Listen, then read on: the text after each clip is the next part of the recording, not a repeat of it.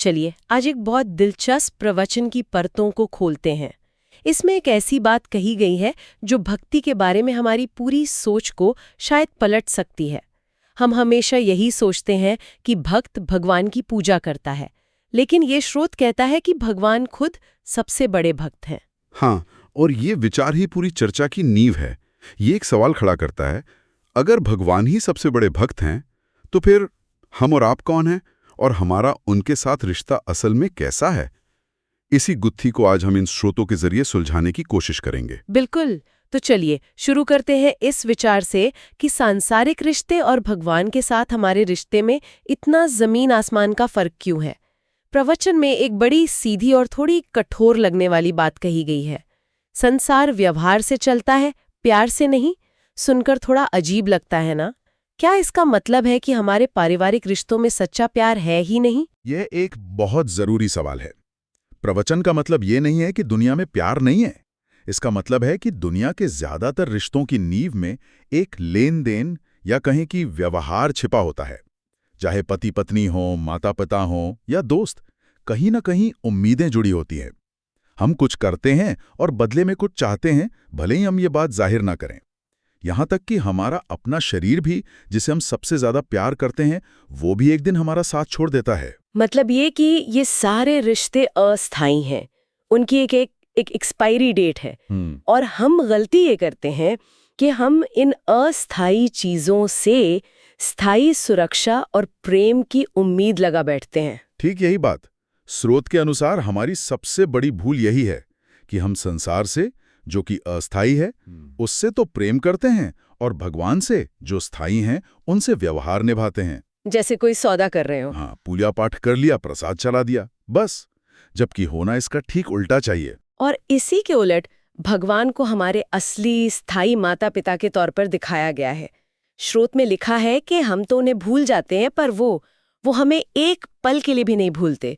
ये बात सोचने में बहुत गहरी है। हाँ, और अक्सर लोगों को इस सच्चाई का एहसास तब होता है जब उनके सारे सांसारिक सहारे एक एक करके टूट जाते हैं। जब कोई अपना छोड़कर चला जाता है या कोई बड़ी बीमारी आ जाती है, तब अचानक याद आता है कि कोई तो है जो हमेशा साथ रहता है।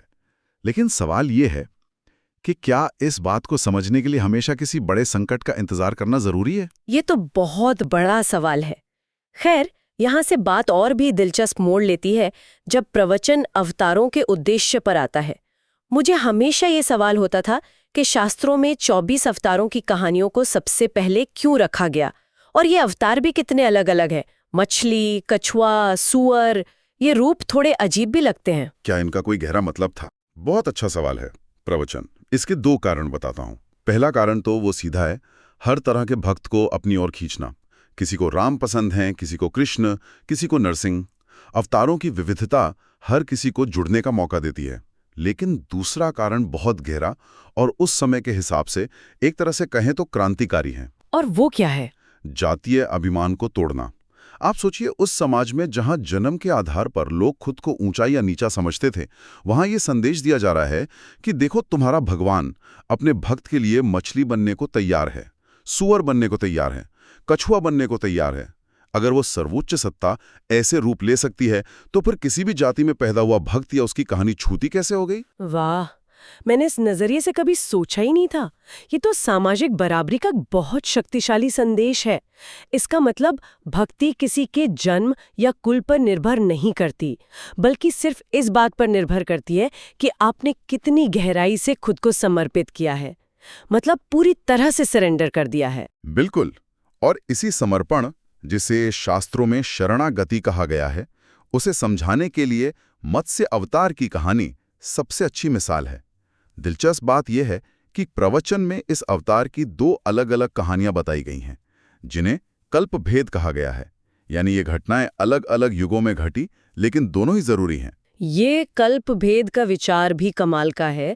मतलब कहानियां पत्थर की लकीर नहीं है, वो समय के साथ अलग अलग संदेश लेकर आ सकती हैं। तो पहली कहानी क्या है? पहली कहानी पद्म पुराण से है। द्रविड़ देश के एक राजा थे, सत्यव्रत। एक दिन जब वे नदी में तर्पण कर रहे थे, तो उनकी अंजलि में एक छोटी सी मछली आ गई। वो मछली राजा से बोली, मुझे बचा लो, बड़ी मछलियां मुझे खा जाएंगी। एक बोलती हुई मछली। राजा ने क्या किया? राजा दयालु थे। उन्होंने मछली को एक छोटे से बर्तन में रख लिया। एक रात में ही मछली इतनी बड़ी हो गई कि बर्तन छोटा पड़ गया। राजा ने उसे एक बड़े बर्तन में रखा, फिर तालाब में, फिर नदी में और आखिर में समुद्र में छोड़ दिया।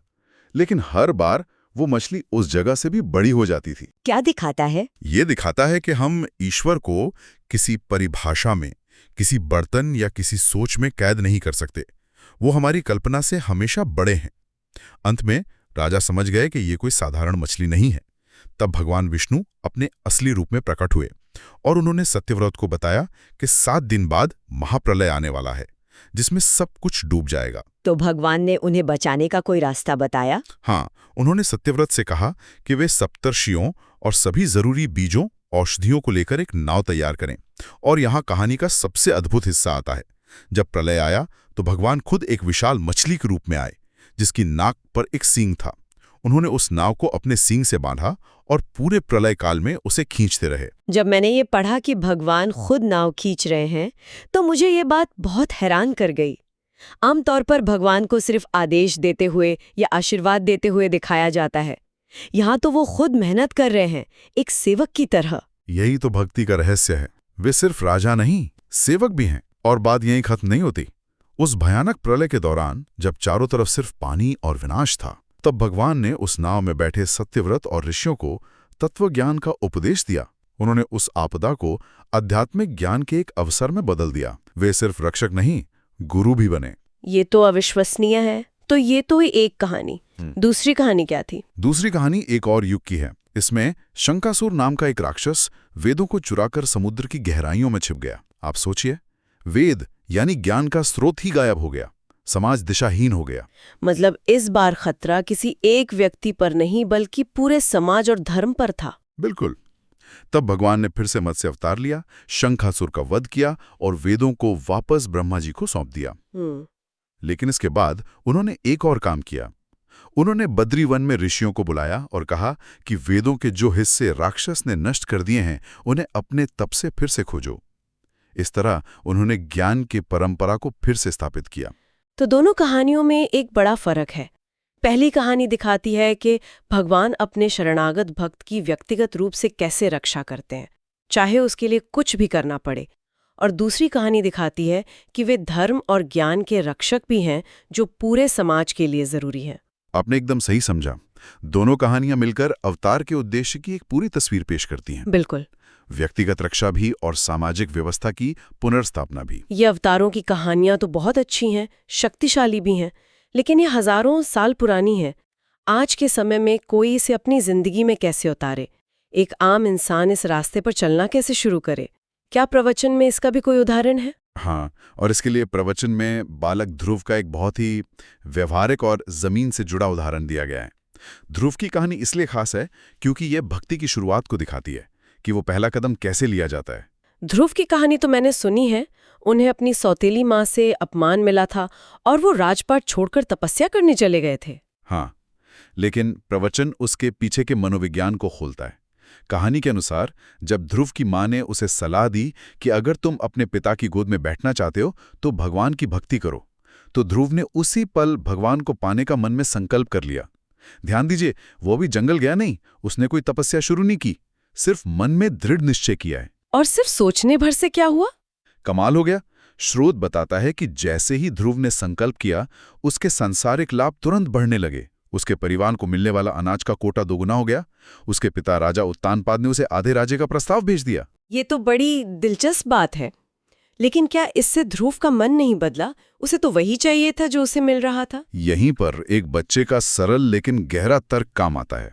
ध्रुव सोचता है, अगर सिर्फ मन में ठान लेने से बिना कुछ किए मुझे आधा राज्य मिल रहा है, तो फिर असल में भगवान का भजन करने से क्या कुछ नहीं मिलेगा। ये एक छोटा सा विचार उसके लक्ष्य को सांसारिक लाभ से आध्यात्मिक खोज की ओर मोड़ देता है।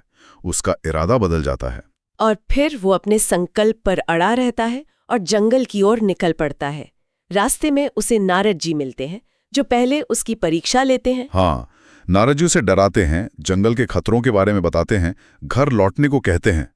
लेकिन जब वे देखते हैं कि ये बच्चा तो पक्का इरादा करके आया है, तो वे उसे भक्ति का मंत्र ओम नमो भगवते वासुदेवाय देते हैं और सही रास्ता दिखाते हैं। ये दिखाता है कि जब भक्त ईमानदारी से एक कदम आगे बढ़ाता है तो उसे गुरु या मार्गदर्शन भी मिल ही जाता है। लेकिन असली परीक्षा तो अभी बाकी थी, है ना? जब माया उसकी माँ का रूप धरकर आई।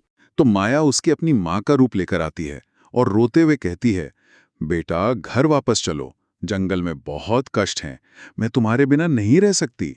ये तो किसी को भी कमजोर कर दे। अपनी माँ को रोते हुए देखकर कौन नहीं पिघलेगा? सही कहा। ये कुछ वैसा ही है जैसे आप कोई बड़ा फैसला लेने वाले हों और आपके मन में आपके किसी करीबी की आवाज आती है जो कहती है, अरे रहने दो, इसमें बहुत रिस्क है। माया हमेशा एक जानी पहचानी और प्यारी आवाज में ही बात करती है, लेकिन यहीं पर ध्रुव को आत्मज्ञान होता है। उसे क्या समझ आता है? वो सोचता है, मेरी असली माँ तो वो है जिसने मुझे भगवान के रास्ते पर भेजा, तो फिर ये कौन है जो मुझे इस रास्ते से रोक रही है? ये मेरी माँ नहीं हो सकती। इस एक विचार से वो माया के जाल को काट देता है। वो समझ जाता है कि असली माँ वो है जो परमार्थ के रास्ते पर आगे बढ़ाए, ना कि सांसारिक मोह में वापस खींचे। और इसी बात को मजबूत करने के लिए प्रवचन में सुमित्रा जी का उदाहरण दिया गया है। हाँ, जब राम वनवास जा रहे थे तो लक्ष्मण भी साथ जाने के लिए तैयार थे। तब सुमित्रा ने लक्ष्मण से ये नहीं कहा कि बेटा रुक जाओ, बल्कि कहा, तुम्हारी अयोध्या वहीं है जहां राम है, जाओ और उनकी सेवा करो। और इतना ही नहीं, उन्होंने अपने दूसरे बेटे शत्रुघ्न को भक्त भरत की सेवा में लगा दिया। उन्होंने अपने दोनों बेटों को भगवान और भक्त की सेवा में समर्पित कर दिया। ये तो माता पिता के कर्तव्य की एक बिल्कुल अलग ही परिभाषा है। प्रवचन के अनुसार माँ बाप का काम सिर्फ बच्चों का पेट भरना या उन्हें दुनिया में सफल बनाना नहीं है, बल्कि उन्हें सही आध्यात्मिक दिशा देना भी है। हाँ, ये एक बहुत बड़ी जिम्मेदारी है और शायद आज के ज़माने में ये और भी ज़रूरी है, जहाँ सफलता का मतलब अक्सर सिर्फ पैसा और पद ही रह गया है। तो अगर हम आज की इस पूरी चर्चा को समेटें तो मेरे लिए 3 मुख्य बातें निकल कर आती हैं। पहली, सांसारिक रिश्ते और सहारे अस्थायी हैं और ईश्वर ही हमारा एकमात्र स्थायी और सच्चा सहारा है, खासकर उनके लिए जो पूरी तरह उन पर निर्भर हैं। और दूसरी बात, भक्ति का रास्ता बहुत मुश्किल नहीं है। ये सिर्फ एक दृढ़ संकल्प से शुरू होता है। जिस पल कोई मन में ठान लेता है, उसी पल से भगवान की मदद काम करने लगती है, जैसा हमने ध्रुव के मामले में देखा। आपको पहले परिणाम का इंतजार नहीं करना है, परिणाम संकल्प के साथ ही शुरू हो जाते हैं। और तीसरी और सबसे अहम बात, माता पिता का असली कर्तव्य बच्चों को सिर्फ सांसारिक सफलता के लिए तैयार करना नहीं, बल्कि उन्हें भक्ति और परमार्थ का रास्ता भी दिखाना है। ऐसी शिक्षा देना जो उनके पेट के साथ साथ उनकी आत्मा का भी पोषण करे। मैं यहाँ एक विचार सोचने के लिए छोड़ना चाहता हूँ। प्रवचन में कहा गया है कि भगवान प्रलय काल में भी भक्त को न सिर्फ बचाते हैं, बल्कि उसे सत्संग भी देते हैं, उसे ज्ञान भी देते हैं। हम सब अपनी जिंदगी में कभी न कभी व्यक्तिगत प्रलय से गुजरते हैं। कोई बड़ी हानि, कोई संकट, कोई ऐसी स्थिति जहां सब कुछ बिखरता हुआ लगता है। ये स्रोत हमें बताता है कि सच्ची भक्ति इन संकटों से बचने का कोई जादुई कवच नहीं है, बल्कि यह उस तबाही और अराजकता के अंदर अर्थ, मार्गदर्शन और यहाँ तक कि एक दिव्य साथ पाने का एक तरीका है। मतलब संकट को ईश्वर की अनुपस्थिति न मानना। हाँ, क्या हो अगर हम अपने व्यक्तिगत संकटों को ईश्वर की गैर मौजूदगी के सबूत के तौर पर न देखें, बल्कि इसे एक अलग तरह की दिव्य बातचीत का अवसर समझें। एक ऐसा अवसर जहां शायद भगवान हमें कुछ ऐसा सिखाना चाहते हैं जो हम सामान्य परिस्थितियों में कभी नहीं सीख करते हैं। दिलचस्प बात यह है कि प्रवचन के अंत में अगले दिन के लिए वराह भगवान की कथा की घोषणा की गई थी, जो हमें खोज के लिए एक और नई दिशा देती है।